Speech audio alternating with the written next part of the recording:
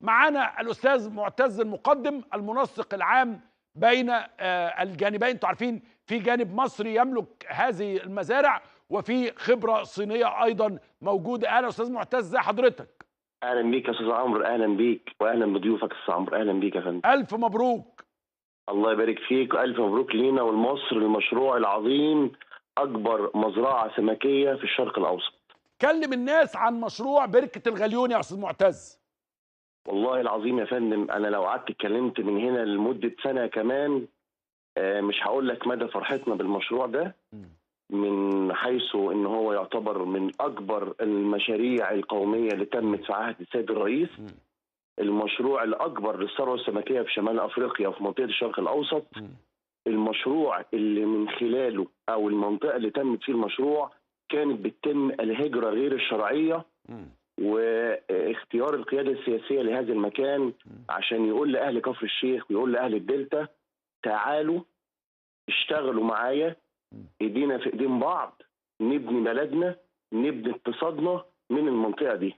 طب احنا اتفضل يا فندم، اتفضل. يعني تم اختيار المنطقه دي بالذات علشان بنوصل رساله لكل الناس، تعالوا واشتغلوا معانا من المكان ده، نقدر نزرع في المكان ده.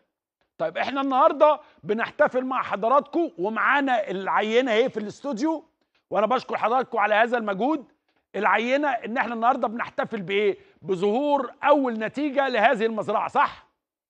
مظبوط يا فندم. احنا الكلام ده تم في خلال سنه كامله. زي ما حضرتك شايف كل منتجاتنا تمت بايد مصريه بنسبه 100%، ابتداء من انتاجها في المفرخ لغايه ظهورها قدام حضرتك دلوقتي. طيب الانتاج ده هيبقى موجود في السوق دلوقتي، يعني الاسبوع ده، الاسبوع الجاي، الشهر ده؟ ان شاء الله يا فندم. الانتاج موجود من خلال منافذ توزيع الشركه الوطنيه للثروه السمكيه والاحياء المائيه اللي بتشرف برئاستها السيد اللواء حمدي بدين، من خلال منافذ توزيع القوات المسلحه، سواء كان المنافذ التوزيع الثابته او المتحركه. طيب النهارده كان عندنا المراسل بتاعنا بيكلمنا عن الجمبري اللي هو حضرتك اللي انا ماسكه في ايدي ده.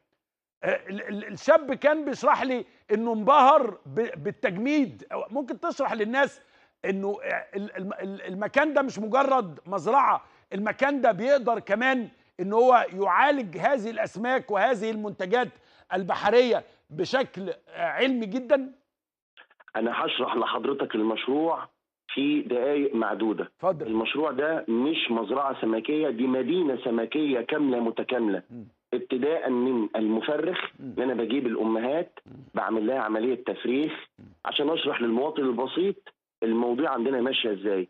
التفريخ ده بيتم، بخرج بيض من الامهات، وبحطها في الحضانات، بتتحول لزريعه. الزريعه دي محتاجه علف، فعملت مصنع علف بطاقه انتاجيه 240 الف طن في السنه، مصنع علف للاسماك ومصنع علف للجمبري، سواء كانت اسماك ميه، الميه الحلوه زي اللي هو البلطي والبوري، او الاسماك الخاصه باسماك البحر. بعد ما باكل السمك في الاحواض وبيكبر، ببدا اجني هذه الاسماك او الجمبري وبدخلها على معمل اللي هو او مصنع البروسيسنج. يعتبر مصنع الانتاج هو الاكبر في منطقه الشرق الاوسط على مساحه 20 الف متر، بطاقه انتاجيه 100 طن في اليوم، 70 طن سمك و30 طن جمبري. انا فاكر حضرتك لما يعني ابتدينا نشوف المزارع دي وكده، وقتها قال لك ايه ده سمك موجود بس عشان الزياره الرسميه وكده. النهارده احنا بنشوف البولتي البولتي معانا اهو، البولتي معانا اهو زي الفل. طبعا يا فندم، حجم محترم. الكيلو فيه حضراتكم عاملينه ب 22 جنيه. يعني الانسان المصري يستطيع ان هو يعمل صينيه سمك النهارده ب 22 جنيه مع شويه خضار، شويه رز، يبقى عنده وجبه بروتين كامله. حضراتكم عاملين هذا المنتج المحترم زي ما حضراتكم شايفين، سمك بلطي مستواه جيد، احجامه كلها جيده، ب 22 جنيه الكيلو. النقطة المهمة يا يا أستاذ عمرو، الكواليتي كنترول على جميع مراحل الإنتاج اللي بتتم من خلال، احنا عندنا معمل أبحاث يعتبر رقم 12 على مستوى العالم، وواخد شهادة الأيزو السنة دي الحمد لله بفضل الله، هو ومصنع الإنتاج اللي بيتم فيه صناعة الأسماك دي. ده كله بيتم بمراحل تقنية عالية جدا جدا، ابتداء من حوض الأوزون اللي بيتم فيه تنظيف الأسماك لغاية تجميعه لغاية التبريد السريع وكلها خبرة مصرية وأيدي عاملة مصرية بنسبة 100% يا فندم. وأنا معايا أهو البوري الجميل 42 جنيه الكيلو، تعمل بقى برده وزيت زيتون كده ولا زيت عادي وليمون ويتشوي، حاجه محترمه جدا. 42 جنيه هيبقى موجود في المجمعات المصريه وهيبقى موجود في السوق المصري، يبقى في نوع من انواع التوازن في سعر الاسماك بعد ما كنا ما بنلاقيش السمك في السوق. مظبوط يا فندم، كلام سيادتك مظبوط. الهدف من انشاء هذا المشروع ان انا ابدا اتحكم او ابدا اعمل كنترول على اسعار الجمبري والاسماك عشان تقدر توصل للمواطن البسيط باسعار تبقى في متناول الجميع. انا شايف حضراتكم عاملين حاجه برضو التغليف بصراحه محترم جدا، عاملين البولتي اللي هو مش متنضف ب 22 والبولتي المتنضف ب 30 جنيه في كيس محترم، حضرتك يتحط في الفريزر لما يجي الست تطبخه او بتاع على طول متنضف، تحمره على طول او تعمله صياديه ويبقى عندها وجبه بروتين محترمه جدا. لا وعند حضرتك برضو في سمك فيليه، يعني حضرتك السمك ايوه يا فندم معايا اهو. من ضمن المميزات بتاع سمك الفيليه هو 0% من الميه، ما فيهوش ميه تماما، ده الفيليه المجمد مواد حافظه. تمام يا فندم. الفيليه ده طبعا سعره ارخص من السوق 20-25%. ده ايه ده؟ قشر بياض ده ولا ايه؟ لا يا فندم، ده سمك فيليه بلطي معمول بتقنيه وجوده عاليه جدا. والله نسبه الميه اللي فيه 0%. طبعا حضرتك عارف الناس اللي بتستورد الاسماك من بره بيبقى 20% ميه و15% ميه. طبعا الكلام ده لا صحه له عندنا تماما، خالي من اي مواد حافظه. وطبعا ان التقنيه اللي بنستخدمها في مصنع الانتاج التبريد السريع بيحافظ على المنتج وعلى الانسجه اللي في الاسماك لمده من 6 شهور لسنه. انا شايف كمان الاسماك الكبيره عندكم السمك اللوت، عندنا لوت، عندنا حاجه عروس، انا يعني حاجه تتاكل، حاجه تتاكل نيه كده، شكله حلو زي ما بيقولوا من البحر الى المائده بالظبط. يعني مظبوط يا فندم. اللوت ده الكيلو ب 56 جنيه،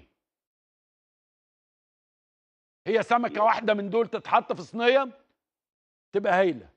اللوت ده يا فندم بديله في السوق ب 80 جنيه، احنا بنبيعه ب 56 جنيه. طب فرق كبير طبعا، ده اكتر من 30-40% اقل من السوق. ده مظبوط يا فندم، ده مظبوط. وده كان تحدي بالنسبه لنا ان احنا ازاي ننزل بالاسعار عن السوق 30 و40%. عروس، دنيس، جمبري، الجوده العاليه، احنا بنتميز بالجوده العاليه اللي موجوده عندنا. اهم حاجه كانت صحه المواطن، ازاي ان المنتج يطلع للمواطن بجوده كواليتي عالي. الكلام ده كله تم من خلال معمل الابحاث اللي عندنا. طيب فالناس هتقدر تلاحظ وجود المنتج بتاع بركة الغليون في الأسواق في الأسابيع القادمة بإذن الله. ويسألوا عنه في المجمعات الاستهلاكية. في المجمعات الاستهلاكية، في الهايبر، في سواء كان في المنافذ التوزيع. طبعا احنا عندنا عربيات تبريد متحركة بتقف في المواقف، في الأماكن تجمع الناس، أماكن خروج الموظفين، ودي موجودة بالفعل. مظبوط يا فندم، مظبوط. طب ده هايل. هل حضراتكم عندكم مشاريع للتصدير؟ موضوع التصدير ده يا فندم ان شاء الله في المرحله اللي بعد كده، بس احنا اهم حاجه هو السوق المصري. مش ايوه، خلي الناس تاكل سمك، تاكل سمك وتنبسط. لما نغطي السوق المحلي ويتشبع السوق المحلي، الفائض يتصدر. اللي انا عاوز انوه لحضرتك فيه برضو ان احنا عندنا مصنع اعلاف، ده برضو بيغطي جزء كبير من السوق المصري، واحنا بندعو كل اصحاب المزارع ان هم يشرفونا ويقدروا ياخدوا من عندنا اعلاف بتقنيه عاليه برضو بسعر اقل من السوق 20 و25%. احنا شايفين المصنع والله عامل زي المستشفى. والله فعلا يا فندم، يعني نظافه واتقان وشيء مشرف لمصر بصراحه. ده يا فندم برضو نرجع ونقول الإدارة الجيدة بقياده سياده اللواء حمدي بدين اللي بتشرف على المشروع وقياده القطاع والتعاون معانا، هو اللي وصلنا للصوره دي.